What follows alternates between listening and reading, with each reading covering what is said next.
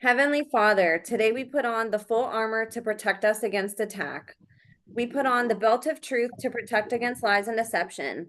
We put on the breastplate of righteousness to protect our hearts from the temptations. We put the gospel of peace on our feet to walk in your light, peace, and freedom with the Holy Spirit. We rebuke anxious thoughts. We take up your shield of faith for protection to block and destroy all the darts and threats thrown at us by the enemy. We put on the helmet of salvation to cover our minds and thoughts, reminding us that we are children of a mighty King. We are forgiven, set free, saved by the blood of Jesus. We take up the sword of the Spirit, your living word, that has the power to demolish strongholds and is sharper than any double-edged sword. We come to you, Lord, in prayer daily. In Jesus' mighty name we pray. Amen. What's up, you guys? Welcome to The Imagination. I'm your host, Emma, and I couldn't be more excited to introduce to you today a guest panel of three incredible MK Ultra, SRA, and human trafficking survivors and warriors who are all used and recognized within their networks for having spiritual gifts. On today's episode, we will be honing in on one of these spiritual gifts in particular that has interested many of you and me, and this is the phenomenon of psychic abilities. Joining us today to discuss this topic is Rachel Vaughan, Max Lowen, and Doug McIntyre. The interest to create this panel began when Rachel mentioned something in her episode testimonial on the imagination that sparked a lot of attention within the community, and that was central heterochromia. This topic alone opened up so many eyes and ears and potentially helping to answer a question that many survivors and chosen ones ask, which is, why me? And I believe these three amazing warriors are on the cutting edge of researching how to best answer this question, which not only can help survivors take their own power back, quite literally, but can also serve to help society as a whole in understanding the miraculous capabilities of the human body, mind, and spirit that are all but stripped from modern day education systems. Psychic abilities often get written off as being fake, fiction, a conspiracy, or even new age, thanks in part to the people who exploit this gift and use it for personal gain in society at those sketchy little psychic shops, as well as within mainstream media, which has largely positioned special gifts to only exist in fiction movies and Marvel characters. But what you're going to see today is that the truth is indeed stranger and more amazing than fiction. Humans literally have inherent capabilities that are superhuman in nature and supernatural. And these child abuse systems know this and seek it out in children. The problem is that these gifts end up being exploited and used to push evil agendas in these systems instead of teaching these children how to cultivate and use these gifts for the purposes God intended. What I've come to find is that these abilities are more common than anybody knows, and by educating the public, we begin to take the power away from the enemy by shining a bright light on the darkness.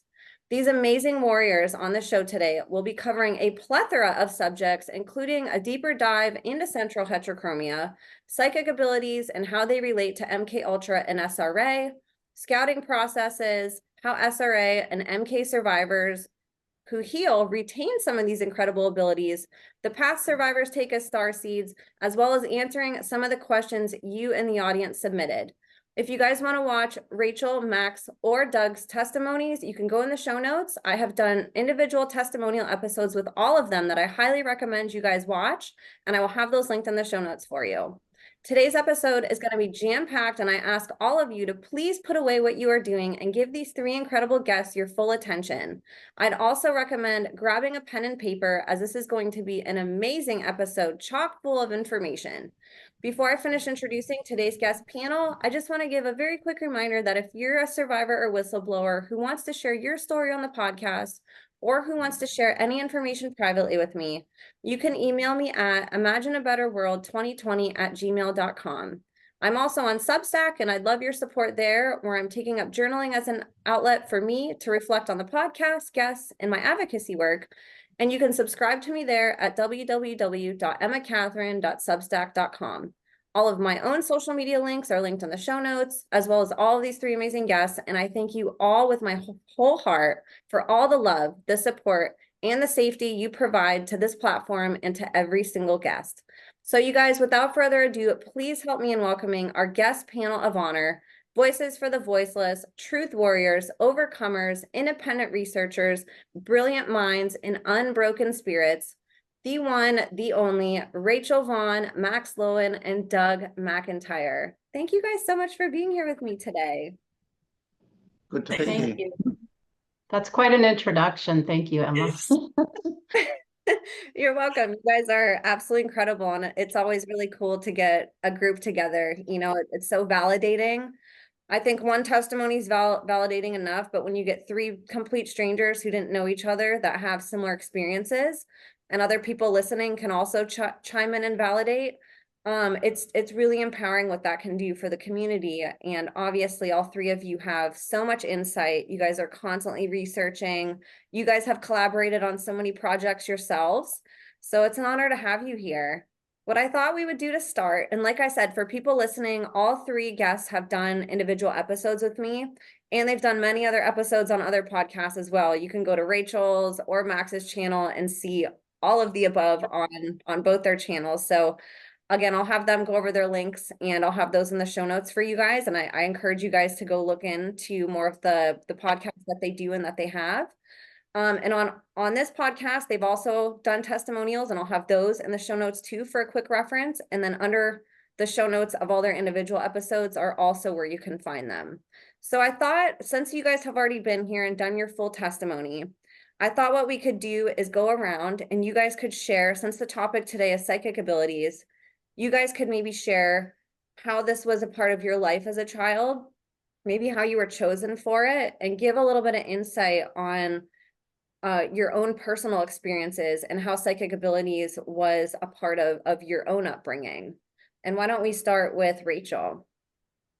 Okay, well, thanks again, Emma, for having us on, darling.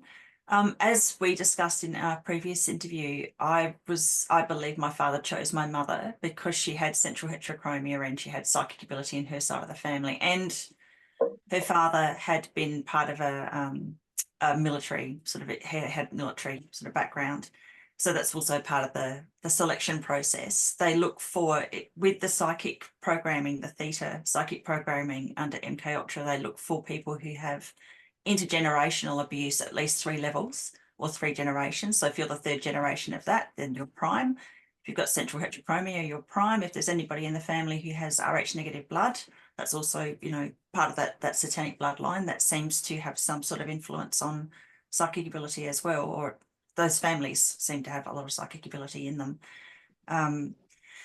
So yeah, I believe my father chose my mother to breed with because my 3 siblings who I don't have the same mother with also have, or 2 of those have the same central heterochromia. So I think my father chose both his wives to produce children with. I do have another sibling but I don't have access or contact with him at the moment, so I can't work out whether or not he's got the same thing. And Carl, if you're watching, get in touch. So I was used from very early age, from infancy. It started with memories of being shown Xena cards. I had to look up what a Xena card was because I wasn't sure what these things were. They were about a foot. Well, I was very small at the time. I was still small enough to have a dummy in my mouth, a nappy on, and be held up by my father for the testing. But these cards seemed very large. They're about a foot tall. They seemed quite huge. They were white with black markings on them. And at that time, I was asked, even though I wasn't verbal enough to speak at the time, I was asked to work out what somebody in another room was seeing on one of these cards and then to point out which card they were seeing. So that was a form of, I guess, psychic spying on what was going on in somebody else's mind, or I guess it was a form of psychic driving, but most psychic driving is this constant music refrains that they play over and over with people. I would take that as being, you know, projection, perhaps some sort of psychic projection that person was doing into my mind, or I was just picking up on it. I've also been used, I mean, there's so many things they use me for, but to read auras, to work out whether or not a person was a good person or a bad person, someone that could be trusted within the cult or not trusted, which sounds ridiculous when you're talking about a satanic cult, but they know that there are people within their group that they can't trust. So if they're completely and utterly psychopathic, then they can't trust them to do certain things or to be in any kind of allegiance with them. So most of the people that they want to use in the cults are the ones that are good people that have been co-opted into doing bad things. and under some sort of control and blackmail, I suppose. I was also used as a remote viewer. So there was lots of different things that they used me for. I used to have prophetic dreams. I used to be able to see the future. I still see the future as well, but I don't have to wait for it to come up in a dream.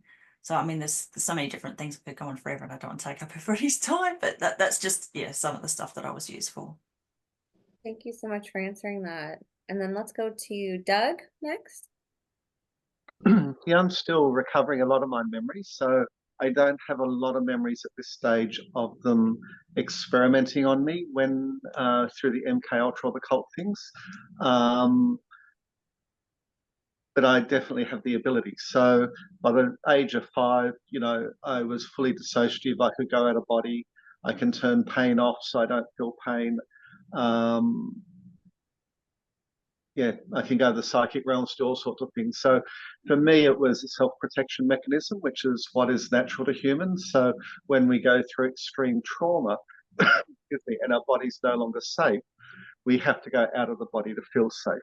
So as little kids going through extreme trauma, if you can't be safe in your body because you're being abused or traumatized or all the things they do to us, then we go out of body. So originally I would go into psychic realms as a little kid, which they did use, but I don't have a lot of recollection of it. But I was very good at communicating with spirits. They would come through the walls and I would talk to them and things like that.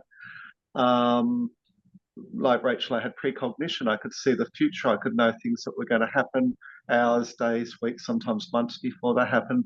So I had a very strong connection psychically. Then they put me on LSD as a little kid, and then that made that too scary to go out of body anymore because all of a sudden I'm hurtling through galaxies and not knowing what's going on. So then I had to go into my imagination to try and find somewhere safe. So it's this journey of the soul to survive because we have such strong survival instincts.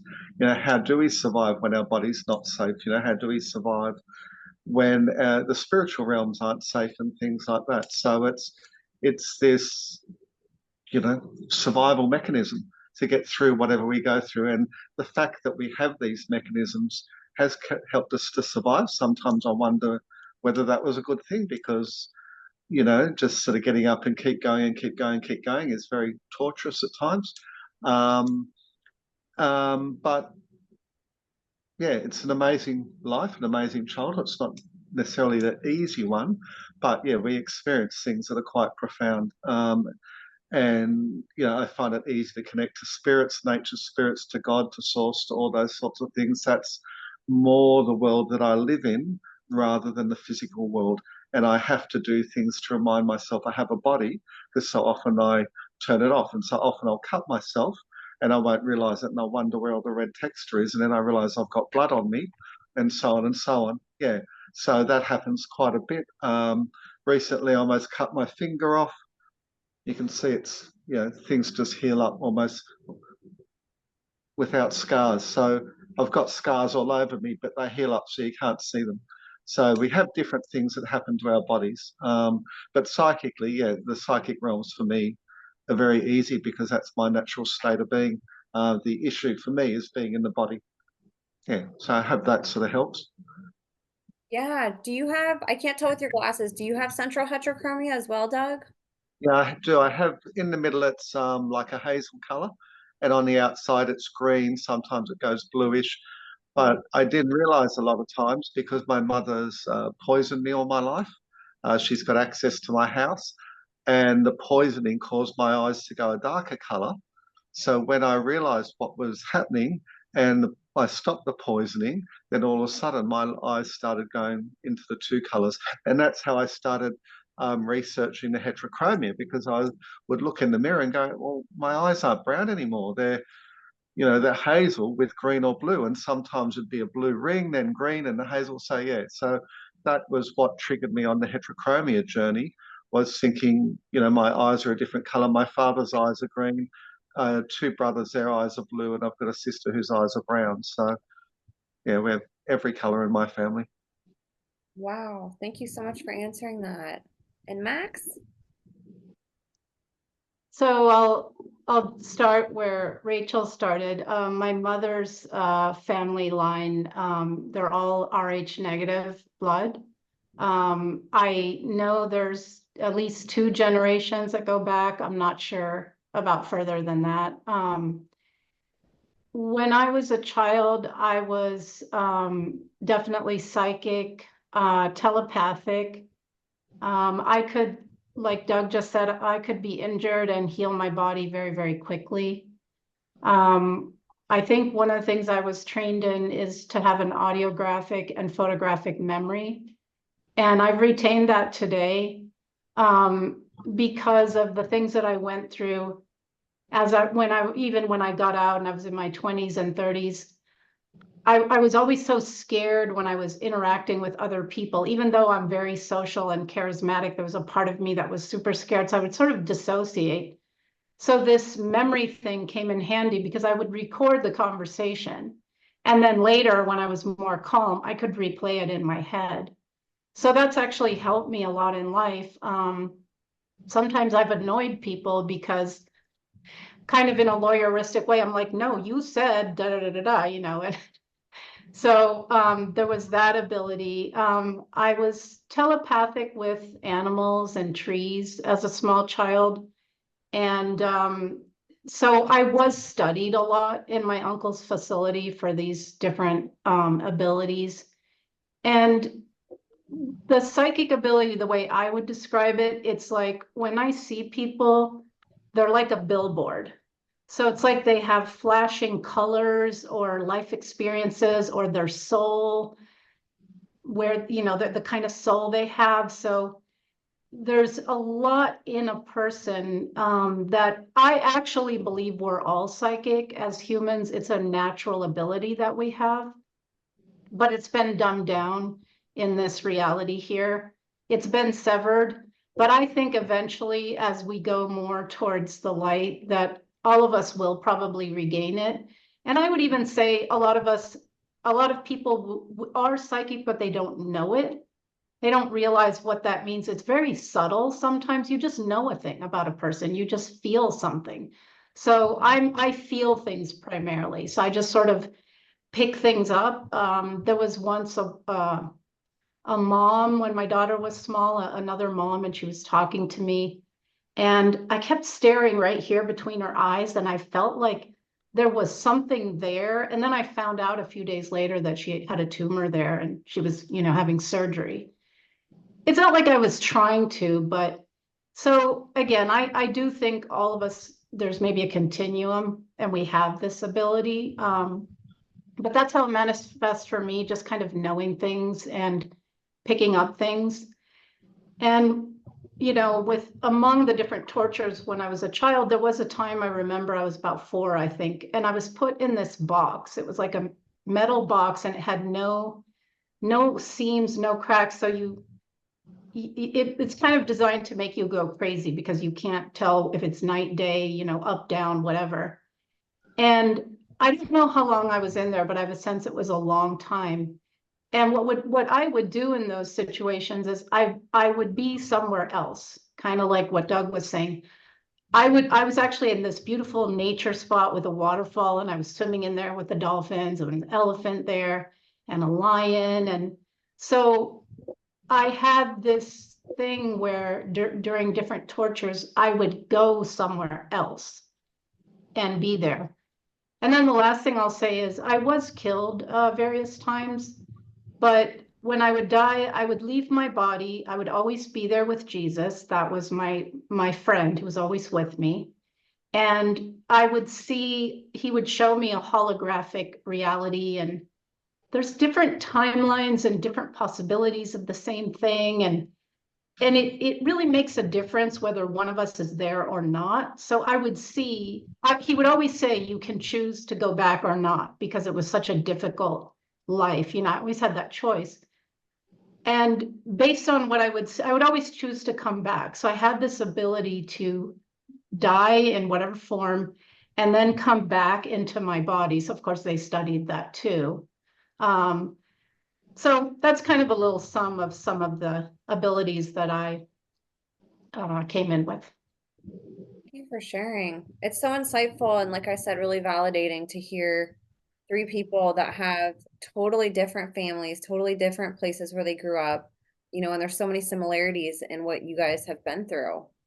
I want to expand on this question and sort of go into why is this important to these systems that they find people that have these gifts? You guys mentioned a few ways that they tested you or things that they were looking for in somebody that had this, maybe some telltale signs.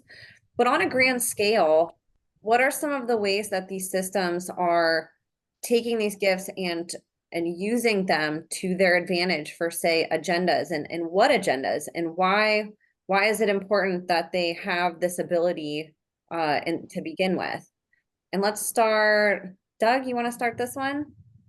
Yeah, well, my understanding from my past is it's all about mind control and mind controlling the masses.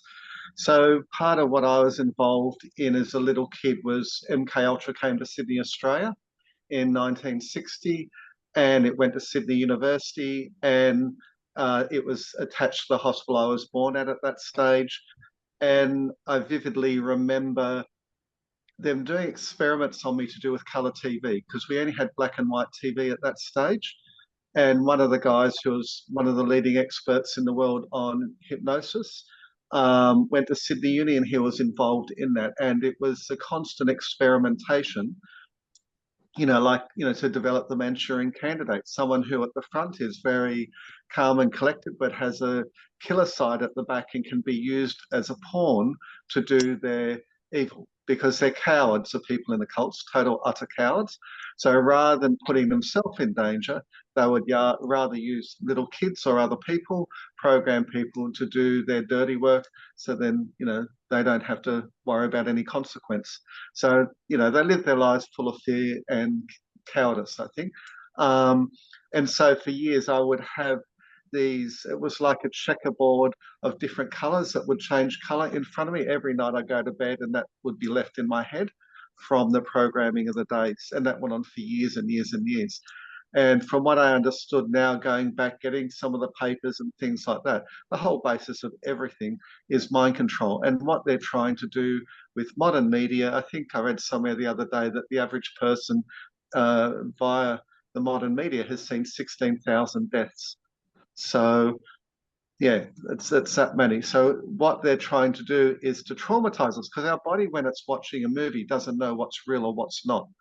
I find it's very helpful to tell myself what I'm watching is not real, because what they're trying to do is trigger people to see, when they see death or rape or violence or things like that, to get them to do the recoil or the freeze, and then they can start implanting things as well. So for me, it's just about controlling the masses. And also, as was mentioned before, they want to dumb the masses down to make the average population as stupid as possible, feed them all the lies while they keep the truth. So again, it's just a control thing and a fear thing.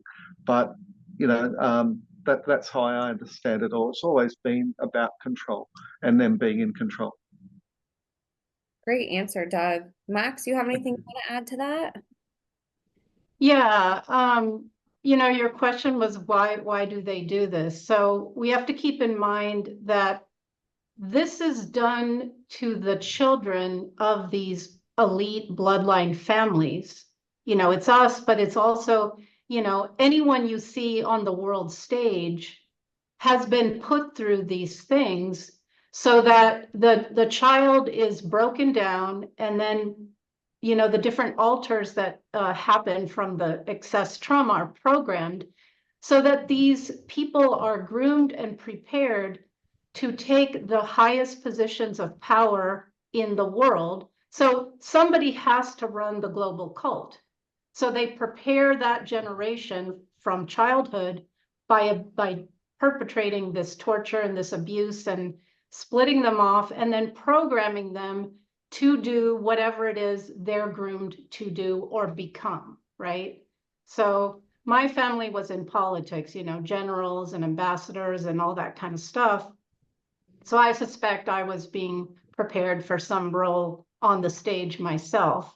But that's what they do. I remember my friend Kathy O'Brien, she told a story about one of these hunting parties that we've all experienced, where they bring the kids in and then you run and hide, and then the perpetrators come and find you and rape you and all that. But she described that George Bush Jr. was one of the kids at that party, at that hunting party where she was, and he was being hunted too, right? So this is what I'm saying. They do this to prepare their global leaders so they have full control of them, right? So, and you can break down a child and make them anything. You can make them an assassin. You can make them, a lot of us have been used as honeypots to seduce. You can use my audiographic, photographic memory for spying. When I was a kid, when people said, what do you want to be when you grow up? I would say a spy. I think I was actually, maybe being prepared for that. You can groom kids to really do anything. If you think about it, I've used this example, like even in China and Russia, when they would select kids very young and train them to be Olympic athletes, it's not much more of a step beyond that. The human being has incredible potential. We're not living up to our potential in this reality on purpose. They're not allowing it, but they know this. And if they take you and they train you and they put you through all this stuff, you become superhuman. So I always say, like, my training gave me a black belt. I have an endurance that's not natural, a self-healing ability, whatever, all the gifts that I have, they were born through torture, but you can be developed into anything. They know this and they do this. And so I would say, why do they do it? To create the future global cult leaders and fully control them. Now, with some of us, that didn't work. We broke out of that. But with many, it has worked. Great answer. Thank you so much for the insight, Max. And Rachel? Yeah, well, just to add on to what Max and Doug have already said, which is just brilliant. They also use psychics, children and adults, to spy on one another. So if you look at the Freemasons' oath, they have these oaths that if you do this or you do that, or you speak out of turn, you tell about the truth of their secrets in public, they can then be executed in all manner of ways. And they go into great detail about how they're going to do it, to try and terrify one another into not speaking about these things. So they would use me as a child to spy on whether or not they were speaking out of turn. They do that a lot. So that's that remote viewing. It's part of remote viewing, is to spy on whether or not these people are doing what they're supposed to do. So that's another factor. It's control. So it's control of the masses, and it's control in many different ways. There's also the fact that, they don't drink the fluoridated water. They don't dumb themselves down. So we've got fluoride in the water for a reason. Many people don't realize this. I'm sure people on your channel would be aware of it. But fluoride calcifies the pineal gland. Now, the pineal gland is the seat of where our antenna, which is our soul is our antenna, and we get to a certain frequency and we can pick up information from the Akashic record, which is past, present, future, all events, actions, thoughts, everything that's happened, will happen, and has happened, or is happening. So when you calcify the pineal gland, that information cannot come through into the mind and be perceived. So that's why we get fluoridated water. That's why we have so many pesticides in food. It's not just to make us sick, it's also to make us stupid. And of course, these elites don't do that. And the minions, the people that they want to control, don't do that either. I grew up drinking, sure, we drank tap water, but we always had a rainwater tank because my mother wouldn't touch tap water because she couldn't stand the taste of it. So, in the 70s and 80s, that was reasonably unusual in Adelaide. Adelaide's always been known for the terrible quality of the water. It is so disgusting. People, come from other countries and drink our water and they say, oh my God, this is vile. It is really bad. So it tastes of metals, it tastes of chlorine, it's pretty foul. So, that it's control and it's spying on many different levels. Yeah. Thank you all so much. Does anybody have anything else that you want to add after listening? I just want to comment on what Rachel said. So the pineal gland, it's also called the third eye or the inner eye. And I did my master's in neuropsychology. that pineal gland, even though it's buried deep inside the brain, it has photoreceptive cells and rods and cones, just like our actual eyes. So I mean, I think that's just sort of to confirm what Rachel said. Yeah, it actually has crystals in it, little quartz crystals. So if you look at any computer, any phone has a quartz crystal in there.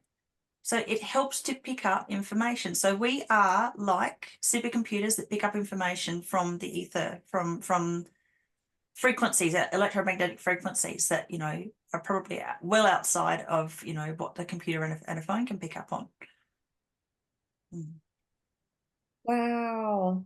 I mean, it's really sad how repressed this education is from us. I think people would marvel and love themselves so much if they just knew who they were. We're told that we're just these, you know, little ants that need to work 40 hours a week for somebody, and you know, they make everything so expensive, and you know, the mind control obviously always putting us in fear.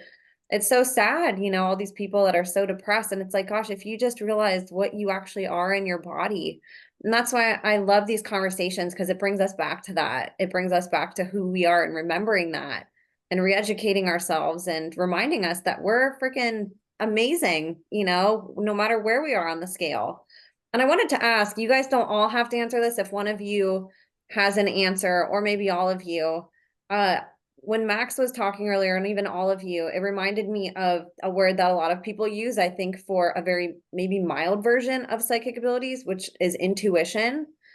And I wanted to see what you guys, what's the difference between intuition or psychic abilities, or is it sort of a psychic ability just on maybe a very small scale, internalized, where somebody might realize something about themselves, or, you know, have a hunch about something? I wanted to get feedback if anybody had an answer to that.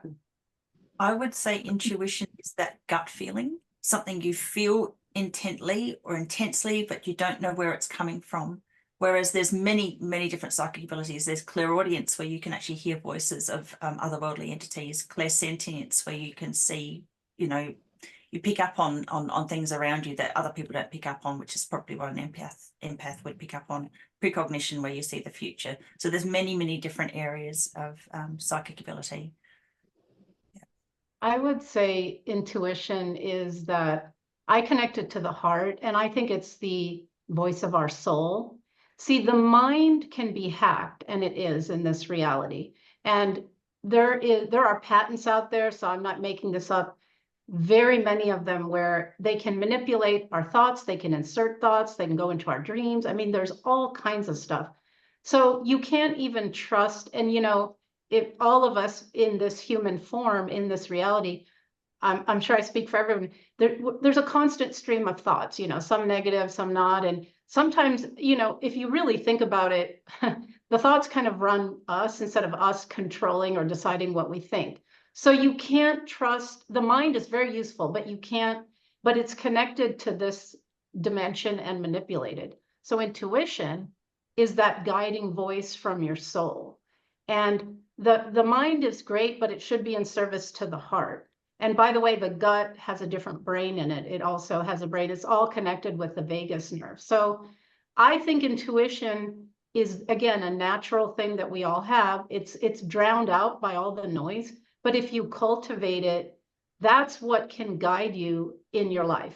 And, you know, so many people have said, I'm walking down a dark, I'm going to go down this one street or alley, and this voice in me says, don't.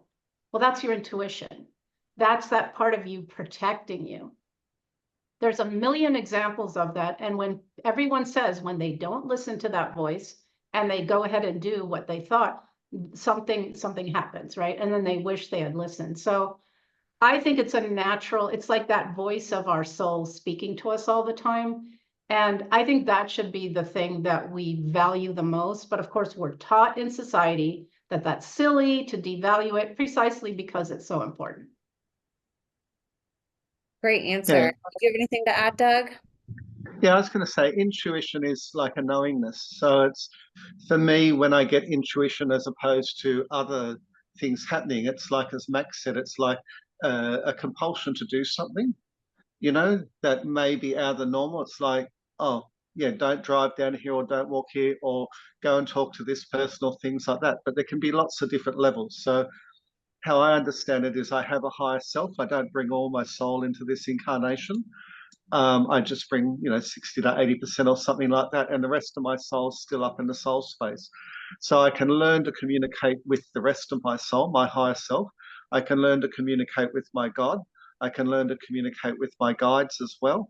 I can learn to communicate with different spiritual forces here, with telekinesis, with other people, all sorts of different things. So as you become more used to it, you start to see different energy lines with different levels of communication. So the intuition for me can be self, but can also be someone in my network, my energetic network, if I can put it that way, who knows something's coming and they're trying to warn me to get out of the way, or it may not be part of my life contract. I might be heading down a certain direction and it's not in alignment with what I've contracted to come here to do, and it may stuff up what I'm meant to do.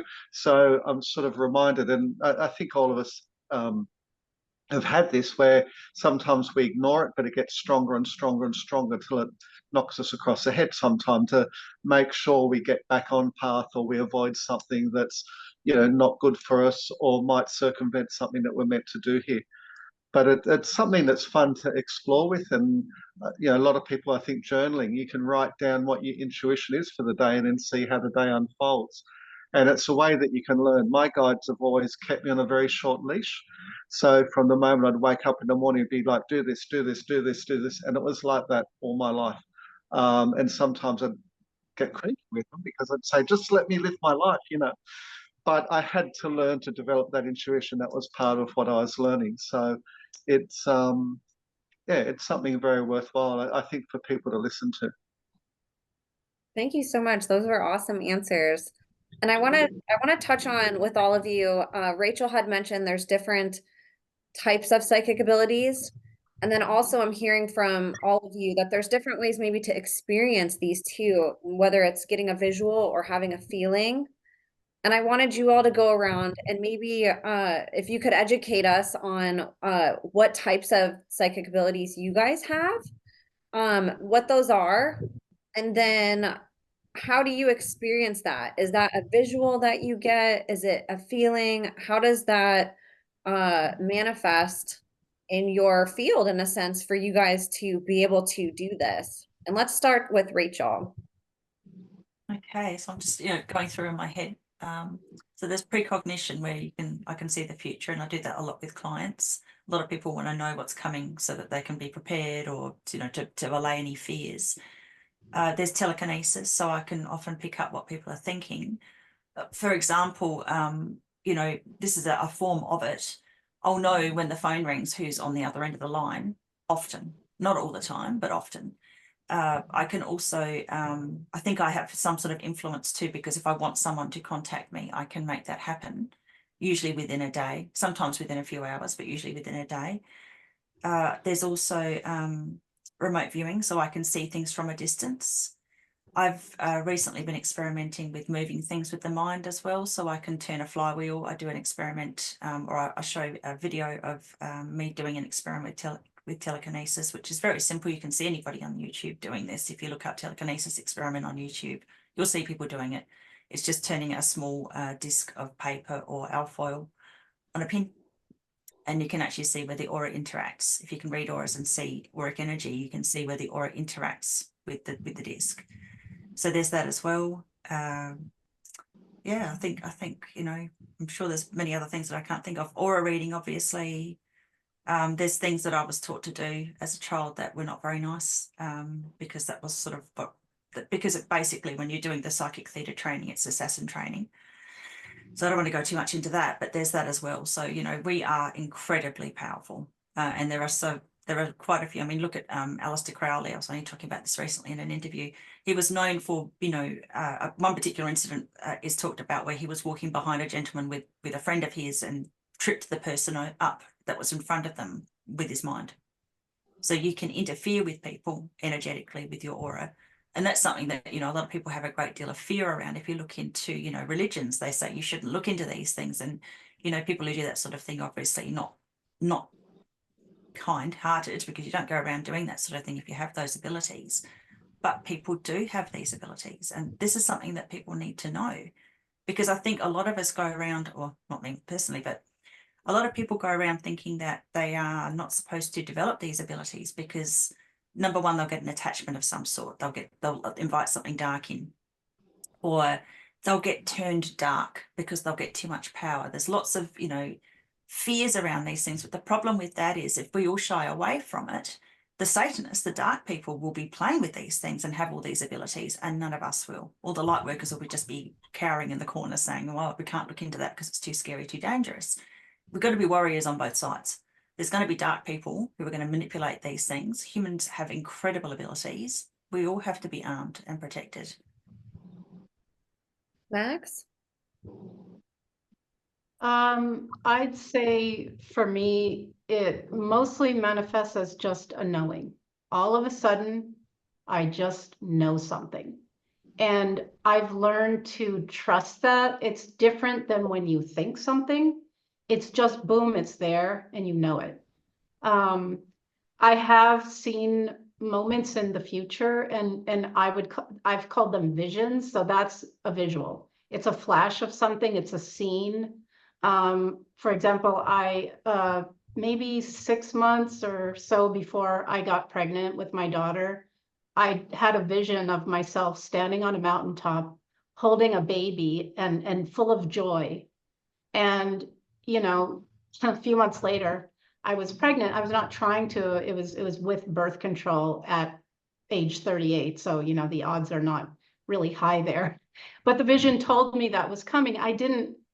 I wasn't on that wavelength, so I decided to interpret the vision as a psychologist that I am. I was like, oh, it's probably me holding my inner child. Well, no, it was actually, and that's how my visions are. They're very literal. So, so with precognition, I get visions, and I get, when people are talking to me, like I said, they're a billboard, even now. So a person can be using words, but I'm picking up, and I pick it up I'm a Cancer sun and a Cancer moon. I pick it up in my body. I feel it. So I can feel them, what they really mean. So often, so it's very difficult to lie to me because words can be deceptive, but I just feel the energy. It's so clear, And again, I think we can all do this once you kind of clean out some of the stuff that's in the way. We have this natural ability. Think of animals, think of dogs. They know when someone's a good person, they know when someone isn't, right? So, I mean, duh, we have that ability. It's just, again, it's been something that, like Rachel said, it's been linked to the dark or, bad stuff, but, that's a trick. We all have that, absolutely. So that would be a few of the ways that I would say that I'm psychic. I also actively manifest. So if I have an idea of what I want, I visualize it, I feel it, I feel the emotion of it, like the joy of the thing I'm trying to manifest. I put myself there. So you might say it's in the future, but we can manifest. It's like I create that version of me that I want, where I want, with what I want surrounding it. And then I revisit that, and I'm actually in that place. And then I think it sort of draws the present me and that me together, and then boom. So I've had experience doing that and then literally manifesting what I have worked on. Yeah. Which again, I think we can all do. That is so powerful. Thank you so much for sharing, Max. Doug, do you have anything to add on your end? Yeah, I was going to talk about thoughts. I have an interesting relationship with thoughts, and I've done a lot of psychedelics, and that's really helped me in relation to thoughts. And so I don't identify my thoughts as part of me. And so what I went through when I did my first ayahuasca session was I would watch two entities downloading all the thoughts into my head. And so they were teaching me that the thoughts don't come from me, but what their role to do was to download all the thoughts into me, and how I responded to those thoughts showed where I was on my life path, on my contractual path. And so once I realized that the thoughts weren't me, I could understand that some of the things I was getting upset about, I didn't need to, because they were just there and I didn't identify with them. And so I've learned to just let thoughts flow through me like a waterfall. And sorry about that.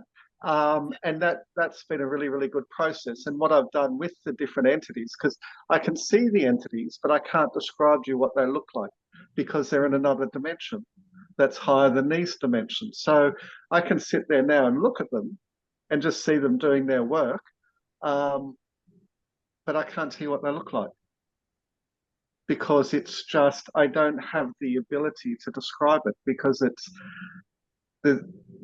just doesn't fit in our concepts of sight and things like that. But what I've learned to do with the entities is work on the thoughts and things like that. And now I understand the whole process of thoughts and that they flow through us. And that's what inspiration is. I think a lot of people from Einstein to Da Vinci to all different people throughout history talk about, you know, thoughts coming into their heads and being inspired. They say normally when an invention comes to pass, at least 3 people around the world had the same thought at the same time. So I look at thoughts as a way that the universe directs humanity in the direction that it wants it to go. And, you know, the fact that we're, you know, speeding up in terms of our evolution with technology and things like that, to me is something that's just a conscious driven thing that, you know, God is directing. And meanwhile, we've got, you know, other people trying to step in and direct it themselves. But it's, you know, I think as we, you know, realize our thoughts on ourselves, and I had a thing on a boga where I did a flood there, and all the thoughts in my head were purged out of my head. So after 8 hours, I had no thoughts left and nothing to think. So there are all these, you know, different experiences you can where you can start to test things with yourself and understand and start to observe your thoughts rather than just engaging with them. And I found that really, really helpful. I sit there and go, okay, this thought's coming into my head. Okay, do I feel like that thought's part of me? How do I react to it? How do I respond to it? And it starts to teach me not just about me, but also about what's coming through. So there's lots of ways that we can, I think once we step outside of ourselves, and look, as survivors, it's easier for us because we're dissociative. So I can do the co-consciousness thing where I can be feeling the thought, but watching myself feeling the thought at the same time and also taking notes. So it's that level of, I think, understanding ourselves as we move through life gives us a lot more information. Yeah. Oh, do either of you ladies have anything else to add after listening? Can I just add to what Max was saying too about visions? So everything that I get when I do remote viewing and all of the work that I do is visual. I'll get these visions. I don't work with clairaudience. I was used as a child in rituals to communicate with demonic entities because the cowardly adults around me didn't want to have to do it. Hearing that, I switched that off. I have a concern for people who do hear voices simply because my experiences with that was very negative. But I also know that with schizophrenia, and Max might be able to speak about this as well, there's a gentleman called Jerry Marzinski who's done a lot of studies on this, that schizophrenics are actually hearing demonic entities that are trying to drive them to kill themselves or kill other people or harm themselves or harm others. These are voices that are discarnate that these poor people are hearing. And they just get medicated to the point of being a zombie, so they can't hear the voices anymore. What they need is some sort of exorcism or assistance to clear that out of their aura so that these things can't attack them anymore. So I just wanted to give a sort of a warning on listening to voices, or just being very careful. If you ever hear a voice and it's telling you to do terrible things, it's not your guides, it's something else. Yeah, I worked with schizophrenics early on, right out of university at a psychiatric hospital. And it's exactly what Rachel said. I mean, the voices were tormenting to the people, whether they were men or women, and they would tell them to do certain harm to somebody else or to themselves, you know. And that was really the main feature, like a constant torment, right? So, and they would say, I remember this young woman, she was probably in her 20s, and she was very tiny and petite. And she kept telling me about that she was a murderess in some, you know, she had all this information about a specific location and all these bodies and everything, but clearly it wasn't her, right? So it was some other entity speaking through her. And in psychology, it's considered a chemical imbalance. And so they medicate. Now, I've seen these people heavily medicated, and the medication doesn't make them better. All it does is it zombifies them to the point that they're literally walking zombies. It's really horrific to watch, and they're locked up. And, I think we have to find a whole new thing to help people with schizophrenia. And it isn't the meds, and it isn't locking them up. It's dealing with, we're going to have a mind shift, a mindset shift here, that this is demonic possession. And I say this a lot. I think the world is going to have to accept that demonic entities exist. The biggest lie that we've been told is that Satan doesn't exist. Okay. This is real. I've seen demonic entities, I've seen children sacrifice. I've seen these entities come in. And the elites that run the world, by the way, why are they such psychopaths? Why are they all pedophiles? Why are they so brutal that they can rape a newborn baby or eat the flesh of humans, or what all the horrible things that they do? People say, I can't believe that. Well, that's because we're human and we have a soul. What I'm telling you is they look like a human body, but who's inhabiting that body is a demonic entity. And that demonic entity was, in a ritual, invited to come into that person and inhabit them. And my uncle, who ran the torture facility, I'm sure that he had a demonic entity running him, because, the cruelty and barbarism of these people isn't human, and it's because they're not human. So I think this is going to be very difficult for the world to sort of accept, because we've been raised to think this is all, and they make Hollywood movies and they make it sort of in a way that you think, oh, that's not, it's absolutely real. And I think I can speak for Rachel and Doug, for us having experienced and seen these demonic entities in rituals. This is unfortunately the reality. Yeah, my father would switch. You could see it on his face. I've got a photograph of him when he was switching into that Evil Max altar where this other thing would take over. So you could see it on his face. Oh my gosh, it's so horrifying. And yes, I totally agree. We're especially, all of us that didn't go through what you guys did and weren't exposed to that, we're taught academically that our world is just physical, that if you can't touch it and see it, that there's nothing there to look at.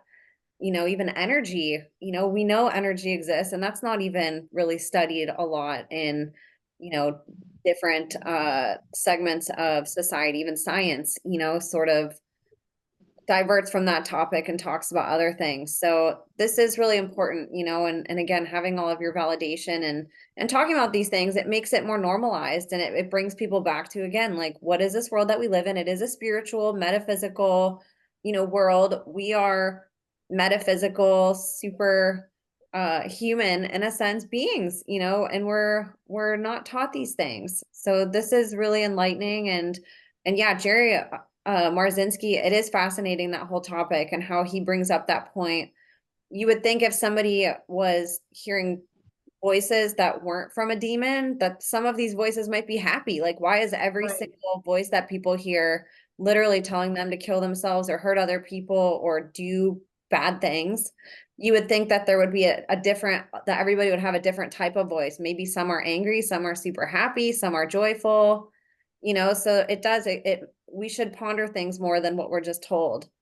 And one thing that I wanted to bring up, that Max had talked about a little bit in an email, is the healing aspect, and like how resilient survivors are, and how some of these gifts, or all of them, can be retained through healing. I would love for all of you to go around, and I'll start with Max on this one. And maybe I've heard some survivors that have talked to me privately that say that they're scared to heal, not because they don't want to, but because some of these gifts that you grew up with can benefit you as an adult. And some people fear losing that if they try to go on a healing journey, and I would love for you guys to maybe talk on that, about the difference between maybe how these abilities were as a child or growing up, and then how healing impacted positively or negatively your experience with having these gifts? And Max, we'll start with you on this one. I would say you won't lose the gifts. You'll actually gain control of them, instead of the dark controlling them. And I always say healing is a revolutionary act because, as Doug said earlier, they use trauma to fragment us into different pieces, and then we're all mind controlled, right? And poisoned, as Rachel said. It's fluoride, it's pesticides, it's vaccines, it's pharmaceuticals, it's chemtrails, it's everything, right? So the point is, we are naturally, organically, extremely powerful, light-filled beings full of potential. And so a lot of effort has gone out from this global cult to render us and our consciousness very, very small. So healing is a revolutionary act, because if you do heal yourself, you're flipping them the bird. Because as you heal yourself, as you get rid of all the mental distorted thoughts that you have, the low self-confidence, the beliefs that are wrong, you need to heal your vessel. You need to heal your body, by good nutrition, by detoxing the body, because there's so much out there that we need to detox regularly. Taking supplements because the soil doesn't have the nutrients that we need anymore, deliberately. Exercising, sleeping enough, basic stuff. So consciousness is residing in this vessel, and if this vessel is polluted, the consciousness is not going to be where it could, right? Then I think we need to monitor our thinking, because again, there can be a lot of thoughts inserted, and if we're traumatized like we were, I certainly know I had a lot of negative thoughts that were self-defeating and keeping me down. And whenever I would speak out, it's programs. I would have thoughts that would then torment me later. Oh, you shouldn't have said that. You're so stupid, or, if I told about my abuse, it was thoughts of killing myself, etc. So I think it's like we should have mental hygiene, like we shower and brush our teeth. We should constantly watch what we're thinking, not just because they're inserting thoughts in our head, but because of everyone's gone through some degree of trauma. So we need to make sure that we monitor our thoughts. And then if they're negative or disempowering, you can go stop, and you can say cancel, cancel, cancel. And then you can replace that with an empowering thought. And, sometimes people call that affirmations. I believe in gratitude. Every morning I wake up and I'm grateful for everything that I have, food, shelter, the sun's out today, my dog is so cute, whatever it is. I have loving friends, Rachel and Doug are some of my best friends. I'm grateful every day. That raises our frequency, and it reminds us, it puts the mental thing into a positive gear, right? And if you do gratefuls right when you wake up, you prime your brain to recognize good things throughout the day, right? And then that's how you shift your reality. So you got to take care of the body and then the mind. And then we have emotions because this facilitates us keeping ourselves going and balanced. So I always, if I have an emotion, like if I'm really, really, I don't know, angry, then I don't throw that on another human. I've learned not to do that, but I allow that anger to come out. So if you have emotions, sometimes you're just in a bad state, then I say go further into that, express it, cry, scream. I kickbox, that helps me release stuff, and let your emotions flow like running water, and then you can reset yourself, right? So we can heal ourselves. And, I did therapy, and that was helpful for me in terms of healing a lot, because I had no attachment. In SRA, they break that right from birth. And so that relationship with a therapist was really instrumental for building myself back up. But healing can take so many forms. It can be going out into nature. It can be watching your thoughts. It can be all the things I just mentioned. But bottom line, if we constantly work on ourselves, and it's a lifelong journey, but just have that intent in our heads, like, I want to heal, because who we are is who we are. It's like we've been covered with all this muck and stuff, and the healing is just peeling off the trauma and these false layers, and then boom, the shining version of us that we really are is there underneath all that. And if we do that, like I said, that's what the global cult does not want us to do. Because when we step into our power, here's a news flash for everyone: we are way more powerful than them. And they know it, and I know it, and we know it. So if we all do and people say they're overwhelmed, they're like, the world is such a bad place, what do I do? Do you. Do you, because when you step into your power, when we all do that, it's game over for these people. So that's my 2 cents. Thank you so much for that. That's so empowering. I'm like, man, I want to go kick some ass right now.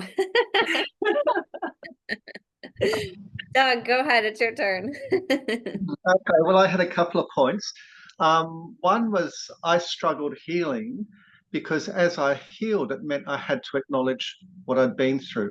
And because what I'd been through was so horrific, that made it difficult to heal because, the more I healed, the more I had to acknowledge how bad it was. And then I healed some more.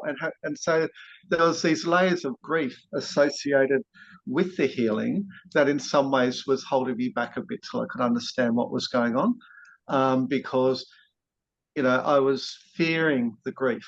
I was, to admit to myself what I'd been through totally was too much because it was overwhelming. And so I had to do it quite slowly. And the other thing is, when we're programmed, a lot of the alters in our personality system that are fractured are made to look like demons or made to look like our perpetrators. Like a number of my parts were modeled on my parents because they are my main perpetrators.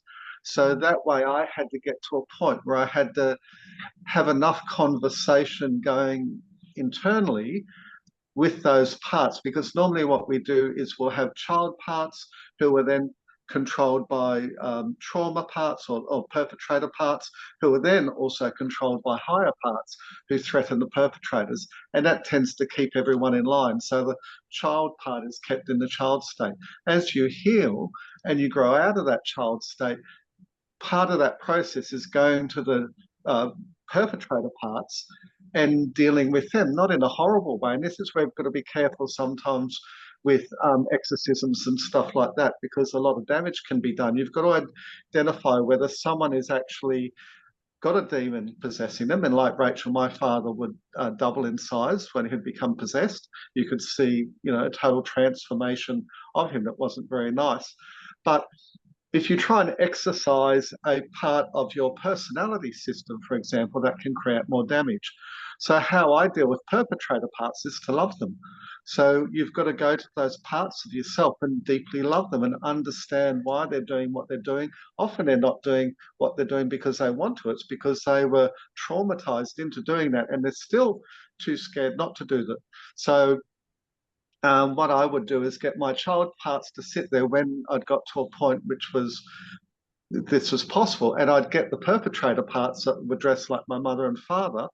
Already I would have sat down with them and talked everything through with them. Normally we don't like being disassociated. It's not a fun thing because we're all fragmented in all these isolated bits and pieces, and that's not a joy of living. That's a very separate way.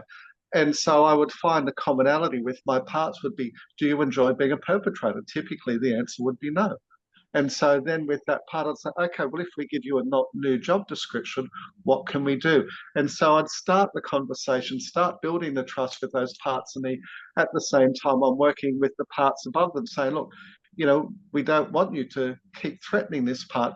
And it becomes this inner dialogue, but progressively with love and loving your own parts and giving them new job descriptions and allowing them to do the things that they want, but also becoming inclusive and bringing them into all the other parts so that they're part of a loving family instead of a disruptive family becomes quite good. And this is something, when I go to work, I'll say to my internal system, I say, right, I've got to work.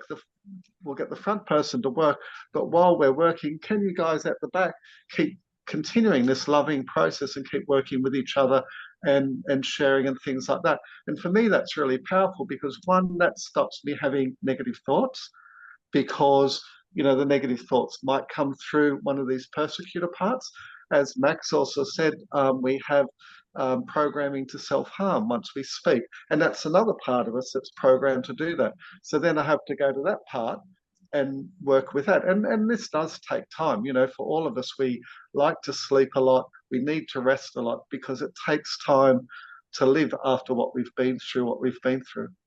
So I hope that sort of gives some more in-depth understanding of the internal system. Absolutely. Thank you so much, Doug. That was a great description. And Rachel, what do you have to add to this? Well, in relation to healing, I just wanted to say that I had some memories throughout my whole life. I didn't get to squash those, but my body remembered the really horrific memories and started to bring them through before the actual intense, ritualistic memories and the really horrific stuff came up. And it's interesting because that came up hand in hand with the psychic abilities re-emerging. And for a while, big part of my healing was actually coming to the understanding that I came into this lifetime on a soul level, knowing my parents, knowing that it was going to be difficult for a purpose. Because during the time that my body was in agony, and at times I struggled to walk at one point, I wanted everybody to know what I'd been through, and my body showed it. I was just this tragic victim. As soon as I recognized that I came in on a soul level, as a powerful soul coming in to have this experience because there was some purpose to it, the pain started to go away. So I'm not saying that it's not okay to be in pain, and I'm not saying that everybody has to, decide that they came into their life to experience the things that they did so that they could have a higher purpose. But if you can get out of that victim mode, that's where the resilience comes in. It's so incredibly powerful. It wasn't that I just immediately forgave my father, who was my perpetrator, my main perpetrator. It was that I got to the realization that for whatever reason, he played a part and I played a part. And I'm doing now the work that I think is really, really important. That's why I came in here in the first place. And part of that is the psychic work, because again, my psychic abilities came back in as part of the memory process because a lot of the abuse involved psychic ability, communing with these demons for these sick, cowardly adults who couldn't do it themselves. So as far as the gifts go, you don't have to lose them. Like Max said, you don't have to give them up just because you're going through a healing process. I've had some survivors say similar things to me about, you've got to give that up because that's part of a program. I was always innately psychic. It was just that it was abused. I don't use any of the abilities in an evil or wrong or unethical way, the way that I was taught to use them. Now, as an adult, I completely switch that around. That's really powerful, being able to switch that around and help humanity. That's a massive part of the healing. I love that. And it's important, going back to just taking our power back. And yes, I think that's a big part too, why people in this community are so against it, because all that they hear for the most part are the ways that it was exploited in these stories, right? When this wasn't something that somebody just, implanted in you whenever you were 8, this was something you guys were born with. So whether or not you would have went through trauma, obviously that can, you were trained over and over and over again to use these abilities. So it was something that became a skill, but regardless, you had them, whether or not they put you through MK Ultra or satanic ritual abuse. So again, you would have had these anyways to use in a fashion that you would have given consent to.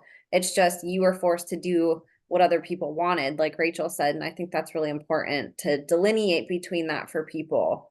Did either Doug, Max, did you guys have anything to add after listening to anybody? Yeah, my psychic abilities, I see a part of who I am. It's not part of the cult. And, I think as we discussed before, they will target a lot of children to hope to get at least some who have got the abilities. And if you don't have the abilities, normally you're killed. So because if you can't disassociate, then you're too much of a risk for them. So, excuse me. But none of my abilities diminished. I find them very helpful now because there's what keeps me strong, if I can put it that way, against my abusers.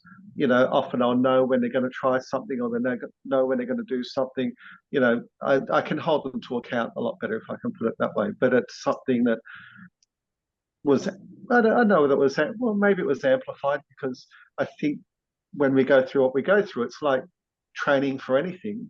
You get better and better and better at it. And they would push us again and again and again to see what our limits were and whether we would survive. Most of the testing done on us was to push us to absolute limits. Like when electrocution, for example, you'd get buzzed again and again and again and again and again. For me, it was till I couldn't stop throwing up. I think I wrecked their experiment, but it was just, if I didn't have, or if the three of us didn't have the resilience we have, we wouldn't be here today.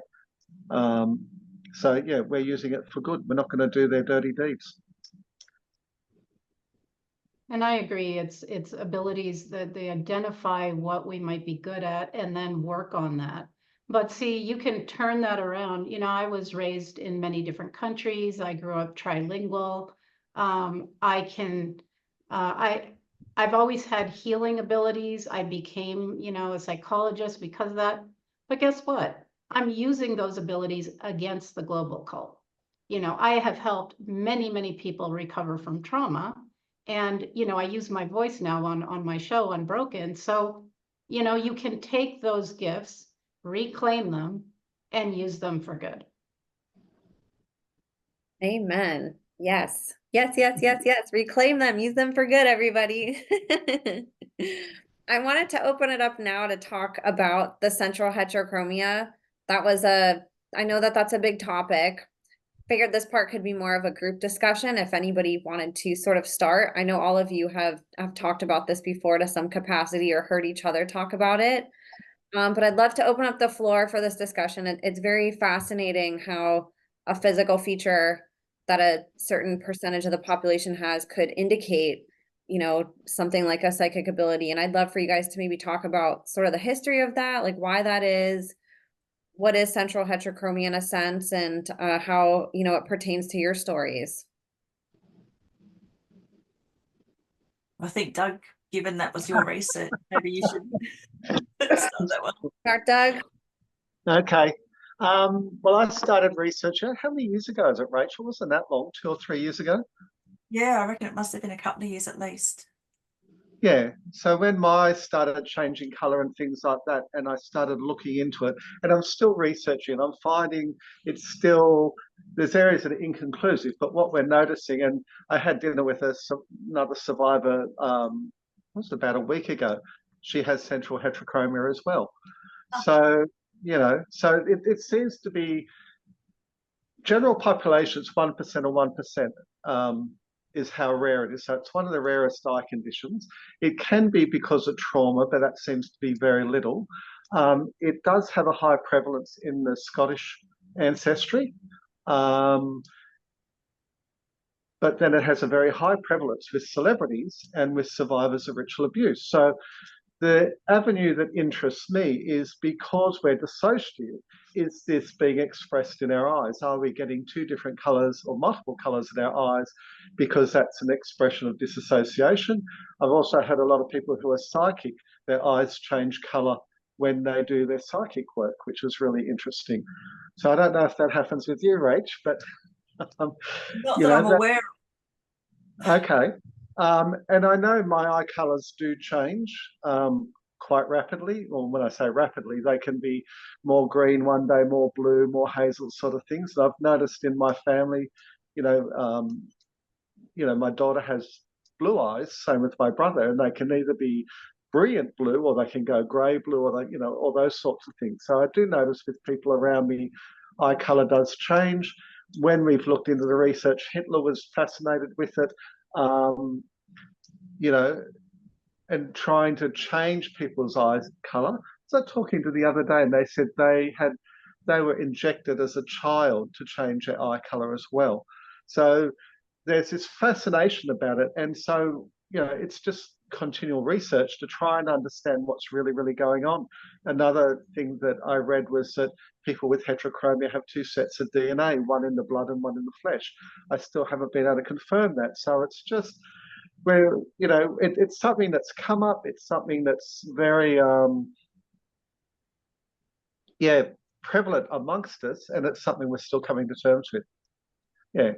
So that one there you can see is blue on the outside, and you got more of the gold in the inside. But that's a fascinating topic. What do you think, Rach? Yeah, this is one of the things that just absolutely fascinated me when Doug started asking me about it. So I've got 5 different colors in my iris. The Hindus believed that people who had central or full heterochromia, so central's where you've got the circle of different color around the pupil to the rest of the iris. Full heterochromia is when you've got 2 different colored eyes. So one's green, one's blue, one's brown, one's blue, that sort of thing. You've got segmented heterochromia as well, where just one partial. So you can actually see an example of that in that top row, top third to the left has got a segmented part of the iris is a different color. Yep, well done. And there's one in the middle just below it too. And there's I think they call it partial as well, where you've got maybe a whole third of the iris is a different color to the rest of the iris, so it's like a pie shape. So the Hindus believed, and this is also again Doug's studies, that people with these eye conditions were able to commune with God. They could see the future. They had these psychic abilities. They could connect with otherworldly entities. So I think that it's that plain. It's as plain as the eyes on our face. These people who study psychic ability can see going around.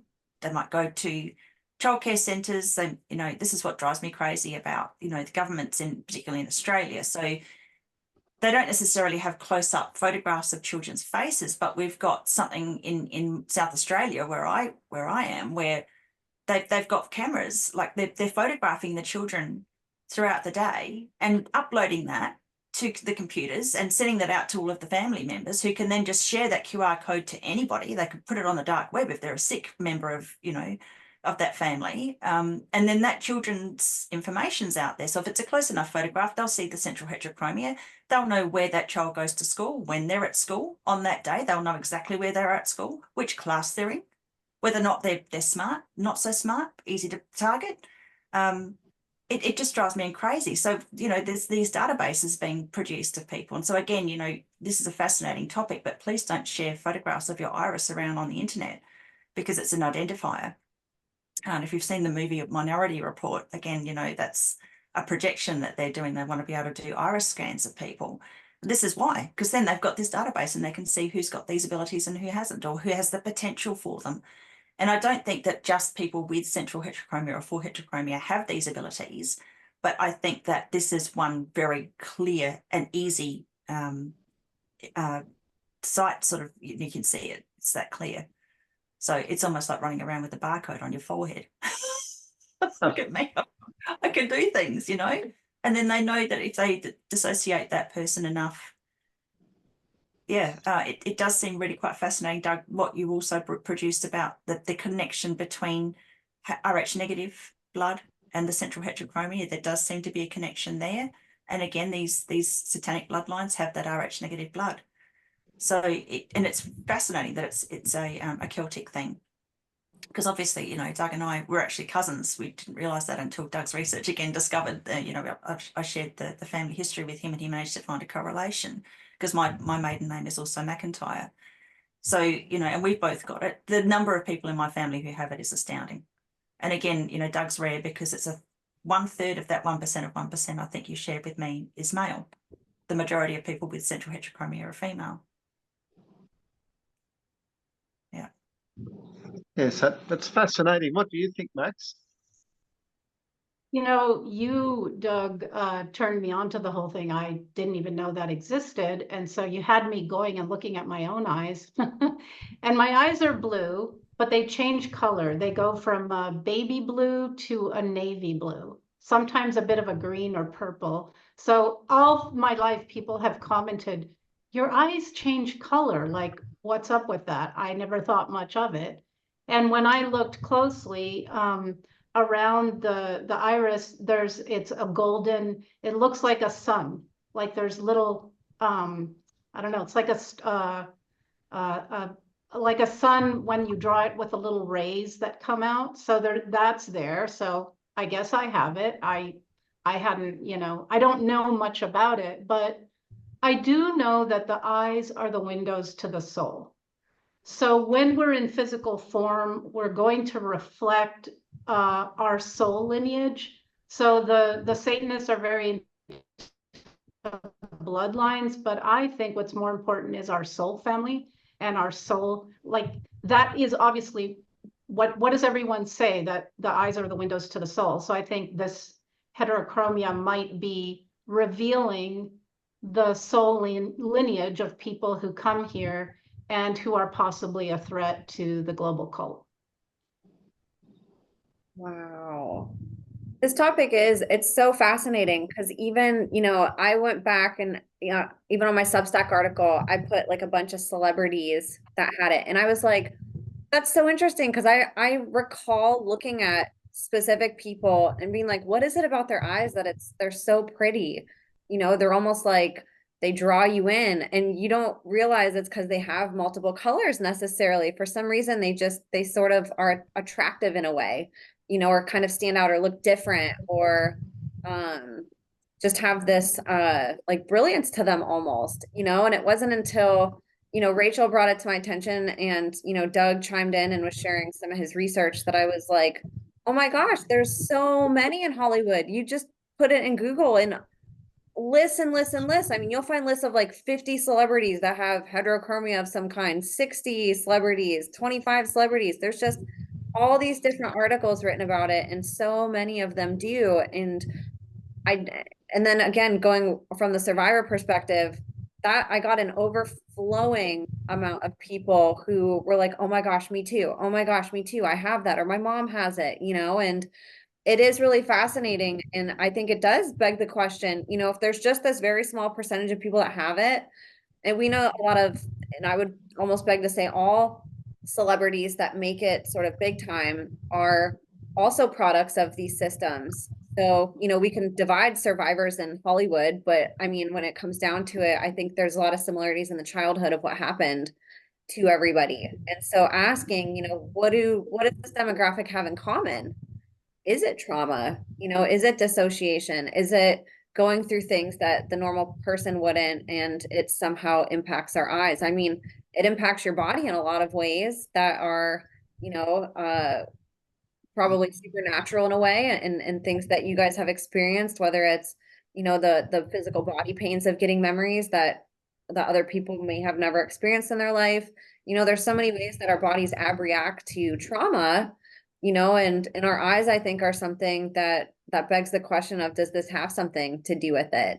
Did either of you two, Rachel or Doug, have anything else to add?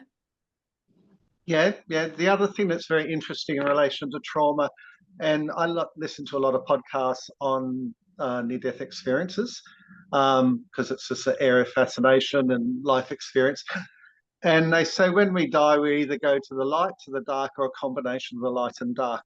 And so people who have those experiences, it normally amplifies their IQ. So it can double or triple your IQ. So that's another thing that they're starting to do research on, is when they die, they go to the other side and come back. There's normally a significant, not always, but I think if I got my facts right, 60 to 80%. I can dig up the research and send it through if you want, but it has a massive impact on people's IQ, and it can amplify it incredibly.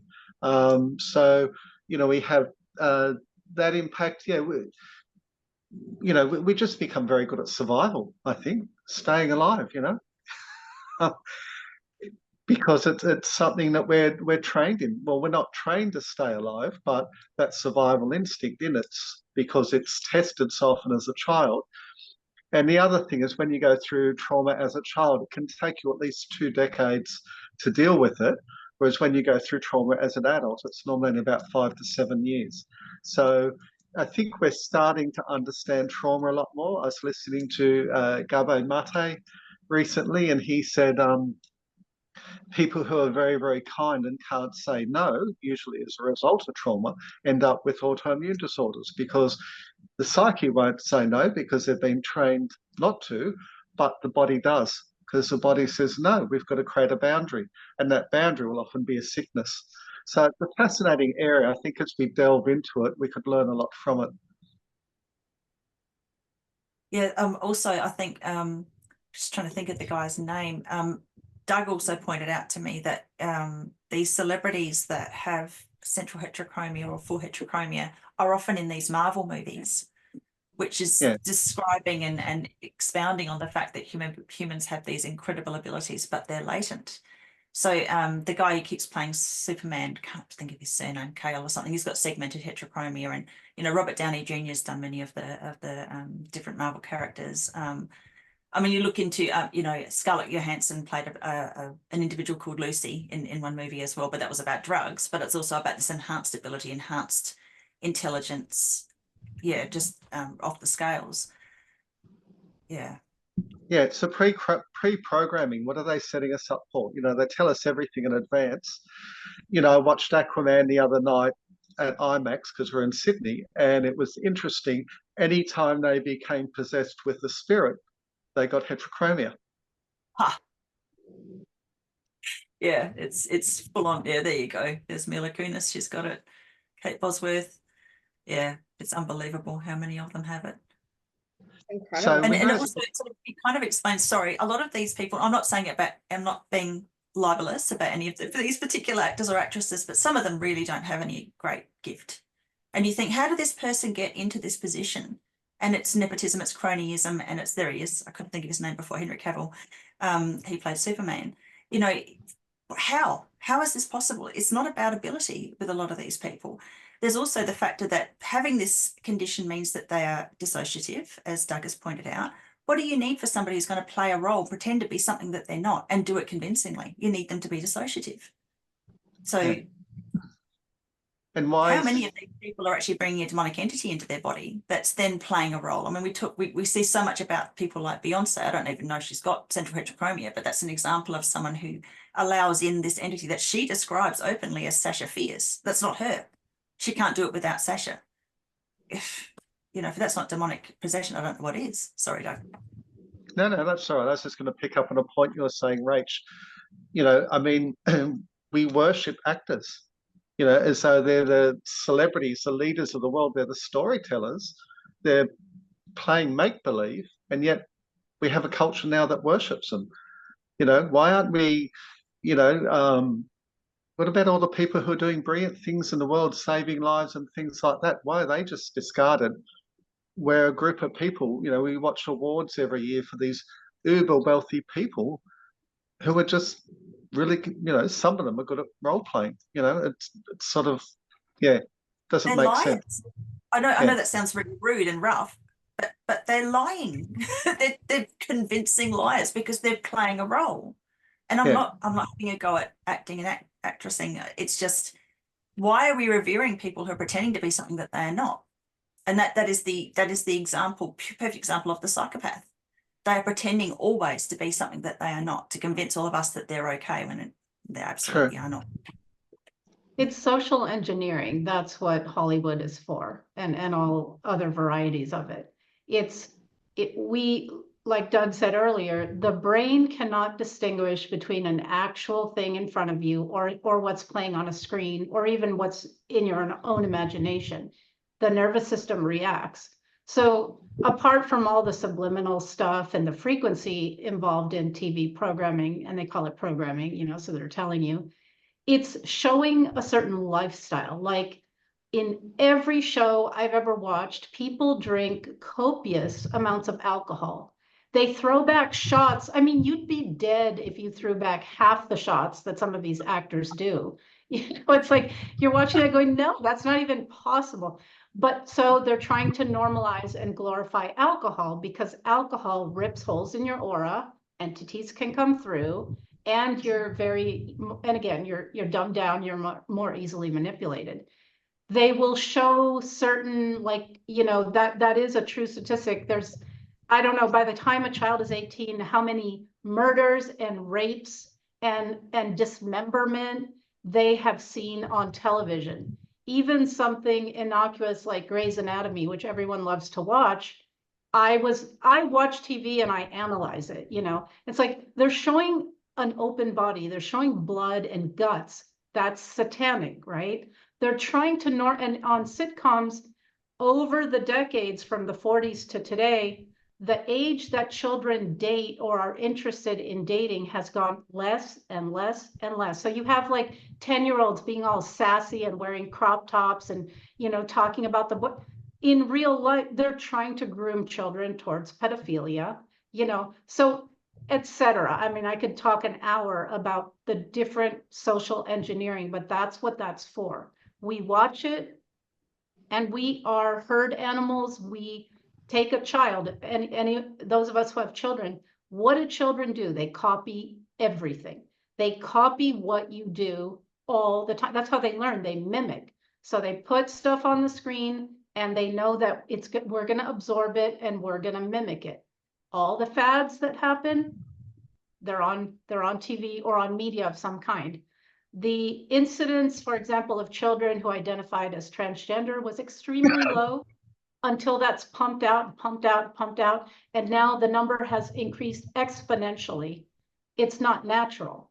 So that's what it's for, exactly what it's for. It's to engineer us into whatever thing they want us to go into. Yeah. Great answers, you guys. I hope that gives people a few things to ponder about, you know, things that we're used to seeing all the time and maybe don't ever question.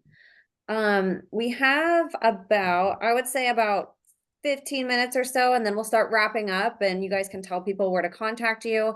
But I wanted to sort of open it up and talk about a couple other topics that I think are really interesting that I got requests from to talk about, which was ley lines and auras. So sort of the energetic side of what you guys can see and experience that other people can't. And maybe if you guys want to talk a little bit about what those things are. I know auras too can tell you almost about like the health and vitality, somebody's mood, you know, even things that people can do to improve their aura, you know. So I'd love to open it up and have you guys talk about a couple of these things. The ley lines are obviously a geographical energy type thing. Rachel knows a lot more about that than I do. I'm probably getting the lingo all wrong, but wanted to just open it up to you guys to talk about these couple of things just because they do come up and I think it's like a natural fascination that people have.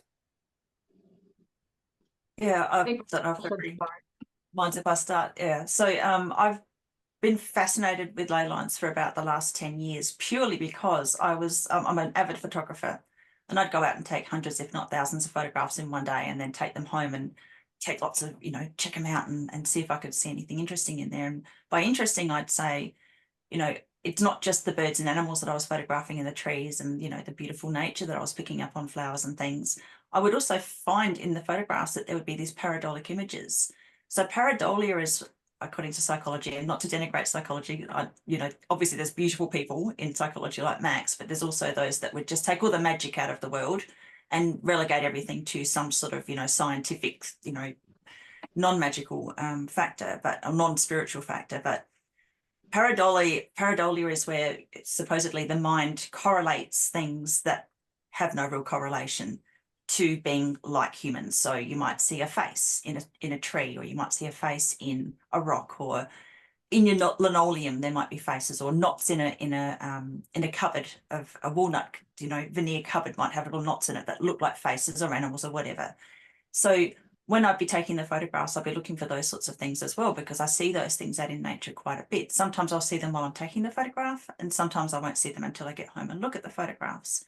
During the process of taking all of these photographs, I would notice that there would be these perfect circles in nature in some of these photos. Sometimes I wouldn't notice it unless I was away from the computer, the picture was up on the screen, and I would notice there'd be this perfect circle somehow in nature, which is rare, within the photographs. And then I recognized that these tended to turn up in specific areas. So I'd go out there and take a whole series of photographs in the area and came to the conclusion that I was actually photographing ley lines. Because ley lines are a specific frequency, the frequency bends light, so that even if there's no tree behind or plants behind or within the ley line space, which belies it, because trees and plants try to avoid to grow in them. So you might see a tree and it might have a limb that's all bent around in a perfect circle, and you think, how on earth does that happen? Or arcs around in a perfect way. And then you might notice that the plants behind it are doing the same thing. And then you notice a corridor. And if you allow yourself to go into relaxed vision, where you're not looking clearly, but you're allowing your eyes to go out of focus, you can see it much more clearly. Walter Kilner, who's the father of Kirlian photography, has stated that when you use relaxed vision, you can pick up different aspects of the electromagnetic spectrum that you cannot pick up with focused vision. And he's the father of Kirlian photography, which is the photography of the aura. So again, you can get a leaf, cut half of it off, take a Kirlian photograph of that leaf, and the part of the leaf that has been cut off will appear as the aura. It's still there, even though that part of the leaf has been removed. So it's evidence of the aura, evidence of the soul, or the energy of that particular living thing, even when it's not there. So what I found with these ley lines is that plants and trees avoid growing within them. If they do grow within them, they become very misshapen. They try to avoid this perfectly cylindrical tunnel through nature. It's most obvious in natural areas because you can see it. Also, within those spaces, which I finally worked out were fifth dimensional energies. So it's the representation of the fifth dimension within the third dimensional plane. And within the fifth dimensional plane, these tunnels, you get doorways to other dimensions as well. So higher and lower dimensions. So these are the corridors that souls go through to get to the dimensions that they belong in, that their soul frequency allows them the key to the doorway of when we pass over and when we come in as well. This is our entrance and exit to the third dimension to be on Earth. So what I'm teaching now is how people can identify them, go out to them. And what I'm trying to teach people is basically the Satanists have been using these ley lines, and where they cross over, they create portal spaces, large vortexes and portals. That's where a lot of these things like, you know, the Vatican, which Max speaks about, you know, she's been involved in rituals there. They basically, the Satanists will do horrific things in those spaces to try and program those energy lines, which I believe are the Earth's soul to a certain degree. It's what keeps the Earth alive. Without this, we would have a barren planet. They do that to program the energy on Earth for misery, death, torture, murder. They're basically, you know, when you look at names like BlackRock, that's an intention.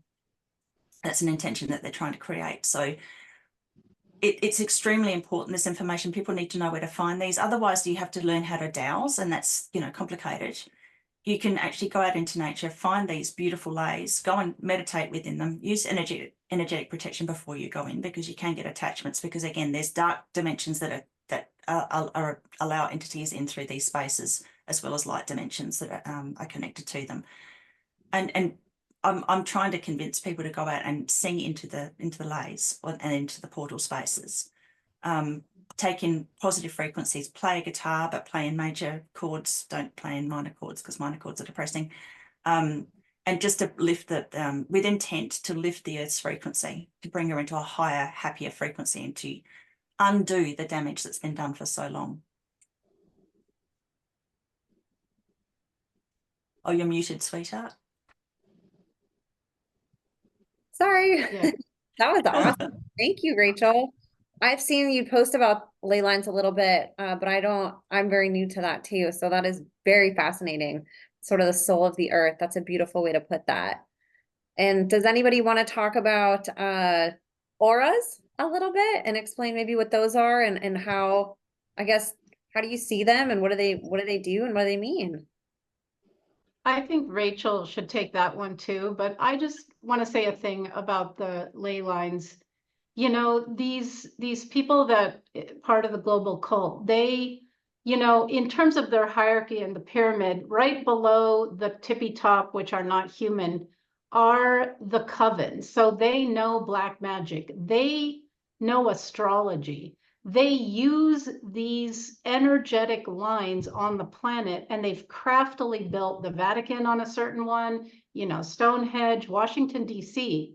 is structured similarly to the Vatican, with the circles and, you know, and the monument. So that's a whole nother layer of their control that's kind of abstract, because most people don't know anything about it, but they have absolutely utilized these energetic lines and for the dark, but they can be utilized for the light. And to my knowledge, Earth has been kind of a nexus planet. Like, there have been portals to the higher dimensions and portals to the lower astral dimensions. And so with the rituals they do, they want to open the portals for the lower astral dimensions, you know, the hellish beings, to come in and be part of this reality. And there have been portals that are fully light. And so with those, they've tried to shut them down. So to my understanding, there's been some light ones. You might say they're like a portal to the heavenly realms in the Middle East, which is why there's always war in the Middle East. They're always bombing that area. So it's just, I don't know as much as Rachel, but what I do know is that they are utilizing these energetic sources for evil. So it's important to know about it. And Rachel has spoken about it several times. She had a brilliant presentation at my summit about that. So, you know, I would highly recommend people find Rachel and listen to that presentation, or take one of her classes, because I think it's worth learning that. And in terms of auras, I've learned the little bit I know from Rachel, so I'm just going to defer to her here. Thanks, Max. I forgot to mention too, there's an incredible book called The Long Straight Road, or The Old Straight Road, by a guy called Alfred Watkins. And in the very beginning of that, the pagans, the Romans in the UK, used to dedicate their ritual spaces to the spirit of the forest. And I mentioned before these pareidotic images that I would see in these photographs. When I was photographing the ley lines, I would find, before I even realized I was photographing ley lines, I would see that there were these faces in nature, in the trees, in the plants, humanoid faces. I recognize now, because of the readings that I've done and the information that's come through, and Watkins has this dedication information in his book, these entities are fairy entities. They're fifth dimensional entities. They are the custodians of the leys. They want us to know that they are there so that we can use them for light, because they don't want the earth to die. They don't want the Satanists to have this energy take over and to control the leys for these bad things. So that's something that I show in my course, some of these entities that I've actually photographed in these spaces. I mean, it's incredible. And with regards to auras, I know Doug has a lot of information on auras too, because he sees them as well. Everybody has a soul. The soul that doesn't, well, basically your soul is your aura, and it operates the body like a puppet through the soul chakras and the meridians. And so again, the ley lines are the meridians, and the portal spaces, the chakras, are her chakra spaces.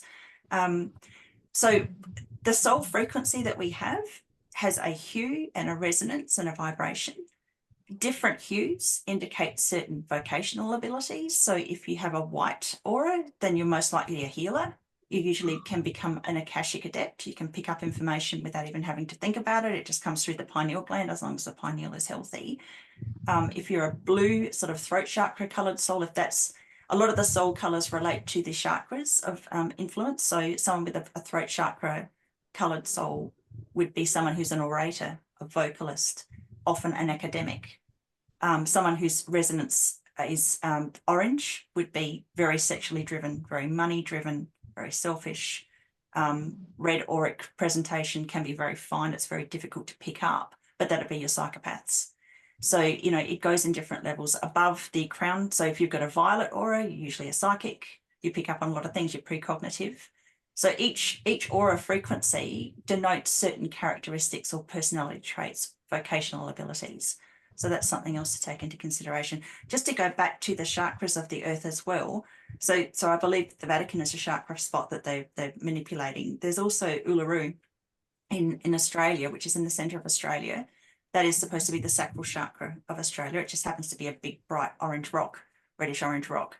And it's the sacred site for the original people here. That is a crossing of two dragon lines. Dragon lines are the biggest of the ley lines around the world. There's not very many of them. There were 3 pairs up until 2012, and then another one appeared in 2017, one appeared in 2018, and one appeared in 2019 while we're going through this incredible awakening period. So that is highly significant. So the leys are becoming more powerful and growing in exponentially at the same time that humanity is getting to a higher level. And also wanted to point out too, in a gentleman called Rory Duff did a book on energy vortexes and ley lines, and I thoroughly suggest people read that one as well. as Alfred Watkins. And he talks about that there's scarcely a 1 kilometre, square kilometre of Earth that doesn't have a ley line in it. You know, they are everywhere. They are literally everywhere. He has a table where he shows all the different varieties, from dragon lines down to the very, very fine smaller ones. He paces them out. He's a dowser, so he even shows you how big they are as far as the energy frequency, how far they radiate out. But the ones that I see are typically, the ones I see mostly and photograph are mostly are about 2 meters across, so they're reasonably small. With Uluru too, there's a famous case in my country which allegedly involves Marina Abramovic, who is the spirit cooker. A lot of people would know about her because she does some pretty strange stuff. It's supposed to be performance art. It's really horrific and scary. And again, it's a kind of programming to see blood and you know, what appears to be human sacrifices and eating humans and just trying to make it normalized. She's allegedly involved with a sacrifice of a child, a baby, at Uluru. She went missing. Her mother was convicted for it, then exonerated because it was just ridiculous. She didn't do it. And that child's name was Azaria. Azaria means protected by God. So that whole process in that chakra space was to flip the bird at God. You know, that's what these people do. They find this amusing. It's entertaining for them. It doesn't matter who they take, who they abuse. I also heard that Azaria also means sacrifice. So I don't know if that's actually correct, but I did look it up and see that it means protected by God. So yeah, I mean, that's alleged. Wow. I was gonna see, I want Max, if you needed to go right now, totally up to you. If you want to stay on for just a couple minutes, I wanted to give Doug a minute maybe just to talk about auras, but I wanted to check in with you. If you have to go, I'd love for you to be able to share where people can find you and all of that. That way you can get to your appointment if you need to. So just want to check in with you. I have about 5 more minutes, so it's Okay. you know, yeah. Okay. Doug, do you wanna spend a couple minutes and just talk about auras quick and then we'll wrap up? Okay. Well, the thing that just comes to mind for me is energy. So, you know, with me, with auras and ley lines and everything, what I do is when I cross town lines, you know, where the line between one town and another town, I sit there and I see if I can feel the energy shift. And so I think that's a good thing for people to do, is to see if you can feel energy shift when you move from one jurisdiction to another. And in the same way, then you start to, it's just exploring with energy, because we're all made of energy. Everything that's solid is really just space and energy. But I think if we start to tune into energy, it makes these things a lot easier, because then you can start to feel the ley lines. And also it's like with chakras, it's learning. And I think Rachel's the class I've done with hers, you know, you sort of blur your eyes, you soften your focus, and that way you can start to see the silhouette that forms around people on that soft focus. It's like if you stare at something and look away, that's still imprinted on your eyes. I don't know if other people get that. I get that a lot, but it's just learning to tap into what's around us. We have all these instincts, you know. Animals know when earthquakes are going to come. You know, we should as well, but we become so much more complacent because we live in a society of convenience that we keep losing all these skills that at one stage used to be very, very valuable to us. Great insight. It is really fascinating. Again, just exploring the things that we've forgotten that we can do, you know, and I Yeah. really appreciate all of you coming on and helping remind us who we are, helping bring us back to how we can use these things for good, and that people should be scared of what the evil is doing with these gifts, but that we shouldn't look at them as negative in people that are using them for good and people that were born with these gifts that they've cultivated. So I appreciate you guys normalizing this conversation and talking about this with me. And I'd love to go around for you guys to share where people can find you, keep up with you, connect with you. And I'll start with Max. And then we'll wrap up for today. Thanks, Emma. People can find my website at Unbroken.Global. I do interview truth warriors, SRA survivors, Doug and Rachel are on there, and teachers and healers. I recently did a summit, and both Rachel and Doug spoke there, and other amazing people. That the recordings for that are on sale on the website for a reduced fee. You can become a member on my website, and we have Zooms twice a month. The first one's coming up on January 10th. And some of the people that have spoken at the summit and others will be attending those Zooms. So if you want to, I want to create a global community, where we can talk and sort of, brainstorm how to both heal ourselves. And we need to create something new as the dark structures are falling. They're dying. The beast is dying, and that's why it's lashing out like crazy. So when one thing comes down, something else needs to be there to take its place. So let's bring all our brilliance together and brainstorm what we can do to change all the different structures in the world. So that's where you can find me at Unbroken.Global. And thank you so much for having me here today. Absolutely, Max. Doug, where can people find you? Are you online? No, they can't find me at the moment. I'm elusive. I'm not online. No, I used to be. I've got to get the presence up and running. So that's something for this year. As I said, Max has said I'm on her channel and also on Rachel. So I am endeavoring to get up there. Hopefully this will be a big year. I've got some books planned. I've got some helping out with some courses, and also to do some